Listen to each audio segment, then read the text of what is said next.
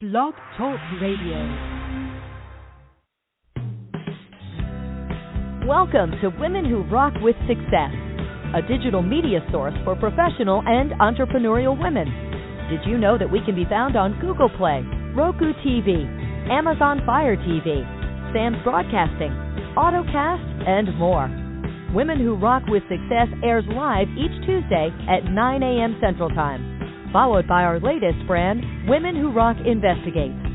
We handpick professional women in many areas who can provide credible information in their field to build your business and lifestyle. To learn more about us, just visit our website at www.womenwhorockwithsuccess.com.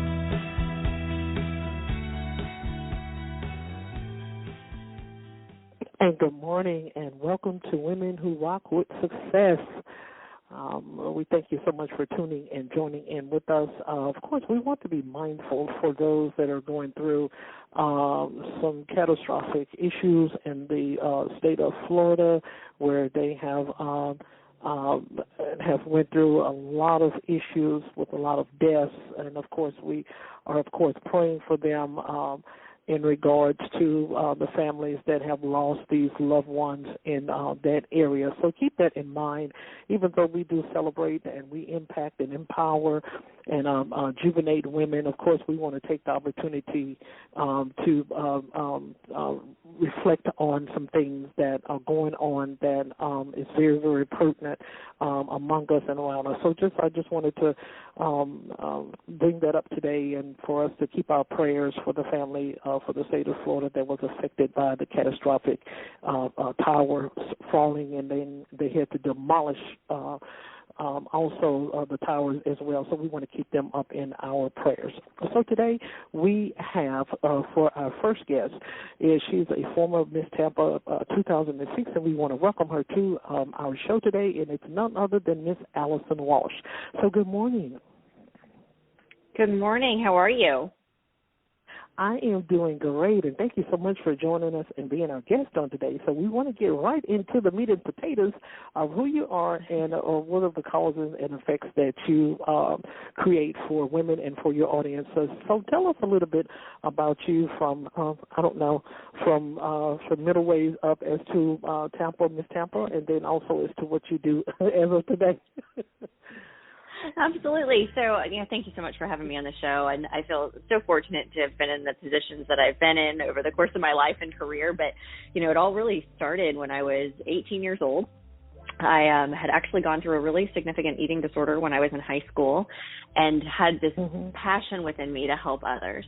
And I knew that I ultimately, the most important thing that I could do was to help people really be the best version of themselves, help them navigate challenging situations in front of them, helping them overcome obstacles. And so I really got involved in the behavioral health industry. When I was 18, I started a foundation focused on eating disorder prevention, and then continued to work in the behavioral health industry for years and years and years. I still work in that industry as well, and I absolutely love helping people during those challenging times. But simultaneously, I started competing in the Miss America organization, and eating disorders was my platform back then, and that's really the cause that I champion in mental health in general. And I was fortunate enough to win Miss Florida in 2006, compete at Miss America, which was just an incredible experience, and have stayed super involved with the organization since then. It's really incredible. It's actually, today is we call it the crown anniversary. So it's my 15-year anniversary of being crowned Miss Florida is today. It's been just such a beautiful experience. Since then, I've worked alongside many, many women to help them really enhance who they are and what they bring to the table. And, originally started working more on the pageant coaching side of things, but as my coaching and consulting company evolved, it was really women coming to me looking for opportunities to put their best foot forward and to really represent themselves in the optimal light. And so many of those lessons that I would teach my clients back then have translated into my professional career coaching now. And again, just absolutely love helping individuals be their best selves.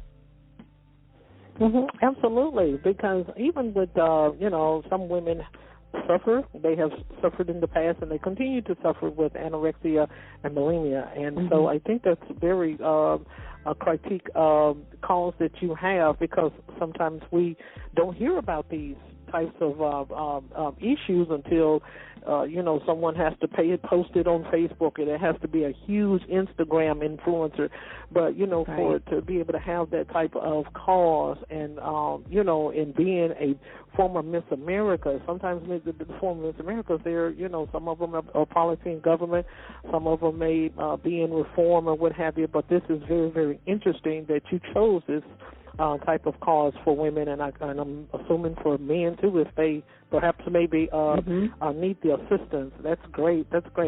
So even with that, so let's talk a little bit about the organization, because of course I saw where you, because Leo Rottenberry was also on the broadcast as well. Yes. I think a couple of months ago, and I see that you trying to help. Because you will see women today, whether it's corporate America, they may have a coaching business, consultant, or actress, or something like that. Sometimes individuals do not share, and so I saw that where you are you're helping her and you're willing to help others. And so what are the takeaways from that, as to how that impacts you as an individual, where you can be able to, where others can be able to glean from you? Well, I love the Miss America organization. I'm a huge fan of Leah. She is an exceptional young woman, and she was fortunate enough to capture the Miss Florida crown about a week and a half ago. So proud of her that she's headed to Miss America.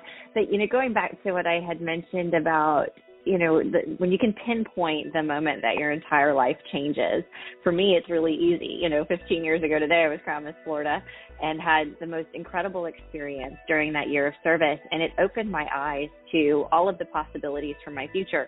And what I realized was that I was involved with something that was so much bigger than myself, right? Like, I had the ability to really create and anything I wanted for my year, like during my year. And I realized what an incredible opportunity, because so many people see it, the pomp and circumstance of it all, right? Like the glamour, the glitz, the Miss Florida, Miss America, and yet there's so much work that goes into it.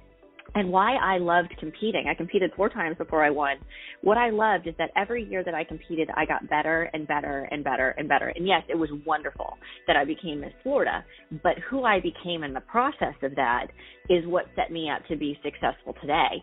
And I instantly saw that it was so important for me to stay involved. I've been so committed. I actually run the foundation side of it and help raise all of the scholarship money still to this day for all of the Miss Florida candidates.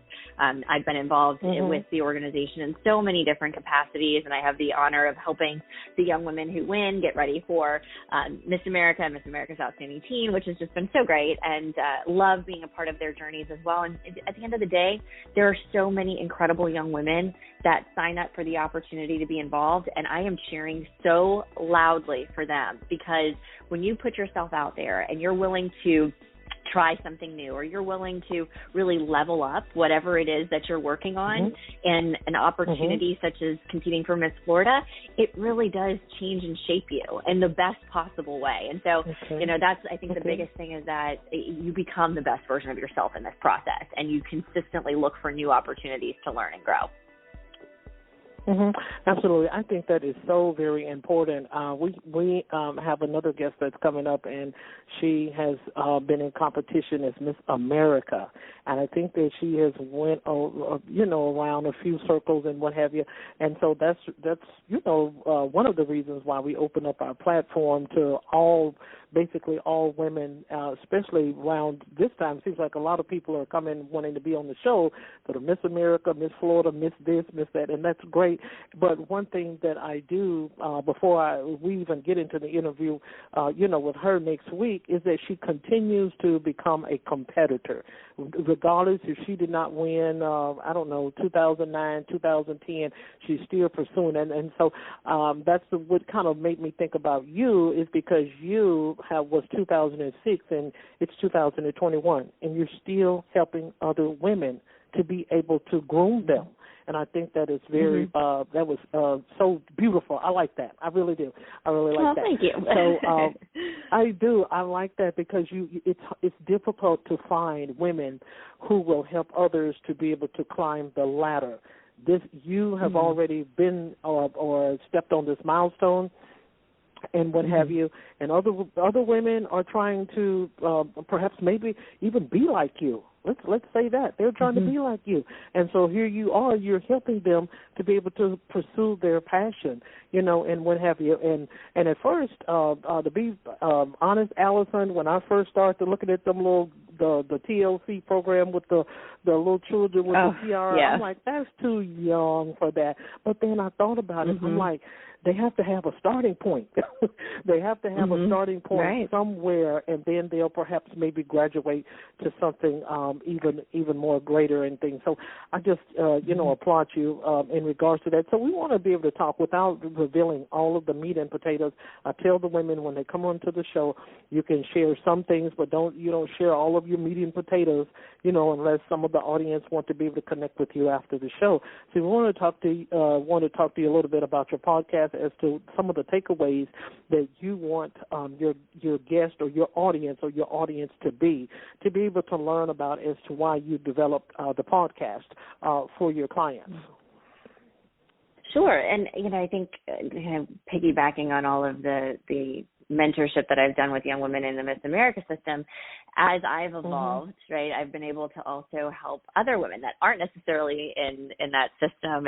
And so many of those lessons are so transferable. And it's been really incredible to bring on, also professional clients, corporate clients, executives who are looking to level up, a lot of solopreneurs, entrepreneurs that are also really investing in themselves to go to that next level. And the reason I started the She Believes She Could podcast is I saw so often that most of the time, the ones that are the only people getting in our own way are ourselves, really, and it's like you can look and say, okay, I've had hardship, or I've got people in my life that don't believe in me, but it's the power that you give to them that takes away from yourself.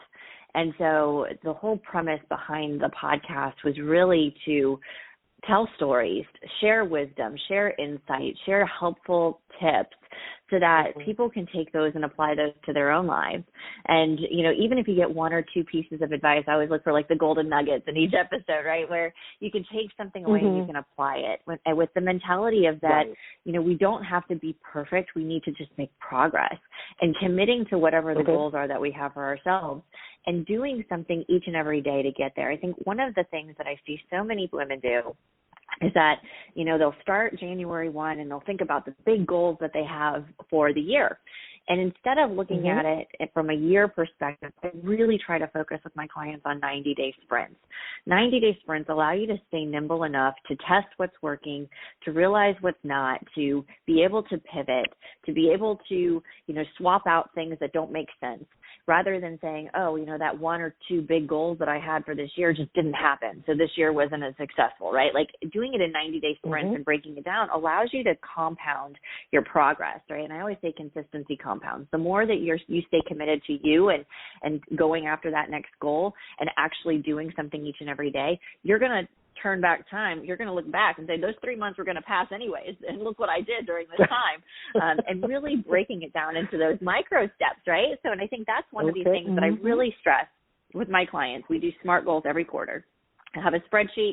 It's got what it is, so it's specific, measurable, actionable, realistic, and time-bound, and we break it down. And I think one of the coolest things for them, and it's one of my favorite parts of the process, is when that quarter is over and we're looking at those goals, not only have they hit those goals, they've exceeded them, because first and foremost, you're 42% more likely to accomplish something you write down. And then when you really break it into the action steps of what it is that you need to do to get there, it becomes a lot less overwhelming. And when you commit to doing just one thing, it doesn't have to be a huge thing every day, but something. It's like giving a gift to yourself every day where you're doing something to get you closer to that next level.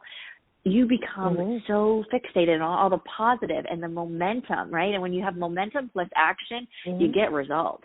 And that's what I love to see with my clients, and that's what I really encourage all women to do, anybody really, but everyone to do, is to find those goals, articulate them, break them down into the micro steps, and schedule it and make sure it happens. Because if you don't schedule it, it's not real, right? Like, it's so easy for time to just leak in our schedules.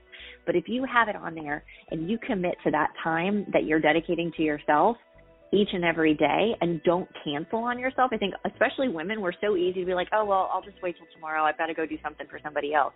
No, like you owe it to yourself, right? Like to really do what you need to do for you. And so it's just, I love the quarterly reviews. I do it not only with everybody that I work with that hire me, but I do it with my entire team of team members that I have. Every single one of us, we do it. I do it myself. And, I think that's a really big reason why my clients get the results that they get and that I've been able to grow the companies that I've been involved with the way that I've been able to. Absolutely, because I think as I share with a lot of the guests that has been on the show, sometimes we as women, we look for strategies from Facebook and what have you, and then I try to share with those that it is important to have somebody. We have to have somebody, whether it's a mentor or a consultant or a marketing strategist or a business strategist. And sometimes, a lot of times we look for the first thing and it's free. And, okay, you'll get the first, you'll get the free welcome mat where you can walk around and you can perhaps maybe pick up different things from here and there for free. But at the same time, it's eventually gonna need somebody to be able to help, and you to be able to progress. But it is because I think what it is with women, we look for results overnight. That's I think what causes a lot of pressure and stress. And what have you, we look for things overnight. Okay, this consultant just told me this, and what have you. And so she's, Barbara Eden's sister. I dream of Jeannie, and so she's gonna blink, and then all of a sudden my worry is gonna go away, and they don't have the patience. They don't have the patience. So I want you to be able to talk with the women in the audience in regards to that, of how important it is to. Sometimes we have to wait. It's, just like they have in real estate, you have to use equity. Sometimes to be able to do a renovation in your home, sometimes we have to use sweat equity in a business in order for us to be able to see results. Yeah, absolutely. And it is the long game, right? It's a marathon, not a sprint. And I think one of the things that really does help, and because I totally get what you're saying as far as we want results overnight, right? Like I want things when I set my mind to it, I want it to happen now. And sometimes the best things are worth waiting for, but you have to do the work along the way. And I think one of the things that's really helped me and helped my clients is like celebrating the micro wins along the way. So just like as you break your goals into those micro steps, celebrate that win, right? So, for example, if you're doing a brand refresh or relaunch, like celebrate when the brand guide is done. Celebrate when your first social assets are complete and you've got that package and you know what you're going to do. Celebrate when, you get your first media mention. Celebrate all of those things because that also adds fuel to your fire too. It shows you that, okay, what I'm doing is working.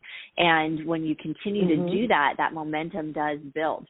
And going back to what you said about sweat equity, it is so critically important that people hear this, right? Because I think that so often we see the highlight reels on social media, and people just assume businesses blew up overnight and this just magically happened and they became influencers and they're multimillionaires and they're doing all these things, right? Like at the end of the day, there's work that goes into it. There are very few people that can actually say they were an overnight success, right? Like there was always something that was happening beforehand. People didn't just wake up and it magically all happened.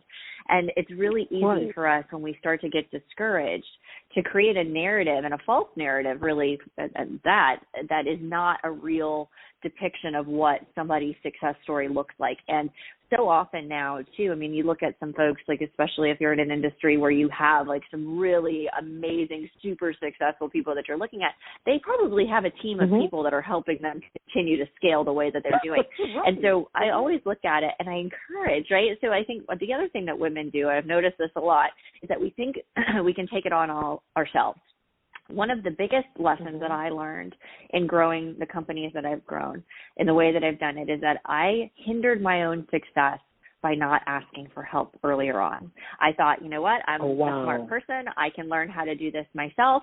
And you know what I did? I got up really early. I stayed up really late. I learned all the things that, you know what, there are other really talented people out there that I could pay to do this. And it would probably, you know, the value of my time could be spent doing the things that actually move the needle instead of me learning how to code websites, right? Like, so there's these things that I've learned where I'm like, okay, that's fun. But again, I'm delaying my own success. And so one of the things that I always ask my clients to do, my team members to do, is what on this list that needs to get done can be done by somebody else quicker, faster, better, so that you can spend time doing the things that only you can do. Because spending the time learning how to do something that's not going to drive revenue, drive income, drive results for whatever you're working on or towards isn't worth your time, especially when there's a plethora of talented humans out there that can do it and do it really well. And then you can keep moving forward, and it doesn't become a roadblock. It just becomes a stepping stone, and it's getting over ourselves, right? And that was something that I had to learn really, really hard early on. I spent way too much time trying to figure it out on myself instead of saying, okay, let me outsource this. Let me invest in this coach. Let me help myself by learning how to do the things that I need to do and letting other people do what they can do to help me move forward faster. Absolutely, because I can also, reflect on that as well. A lot of times when you're trying to build something and you're trying to do it all by yourself, and so one of the another strategy that I had to use was networking, and so that was something where it was able to get the business out there, and then I had to do women, lunch and learns. You have to build your brand, and so a lot of times individuals will be willing to help. Sometimes there will be individuals that will not be willing to help, but then therefore we don't, as you stated, we don't get sidetracked by viewing everyone else's social media page, and we think that they just, like you stated, became, when I get the ladies here on the show, when I go in, I dissect them just like a frog. And so, of course, one of the individuals that we had, she was a former producer for Nightly Business News, went through a catastrophic event and what have you, and so she had to go in and had to create another income, with her and her spouse and what have you, and she flipped that. She didn't stay there. She flipped it, and her income, rose up to like 6 or 7 digits annually. So, we can't get, we don't know what the previous business owner have went through, the corporate America woman has went through, the Forbes woman has went through. We don't know what she has had to go through in order to get to where she is. And so sometimes we do reflect on other people's logos. We reflect on, and then too, that look, this is going to be a little comical, Allison. Sometimes you can see people, they'll have these beautiful media templates and what have you, media flyers and things, and then next thing you know, okay, how many people showed up too?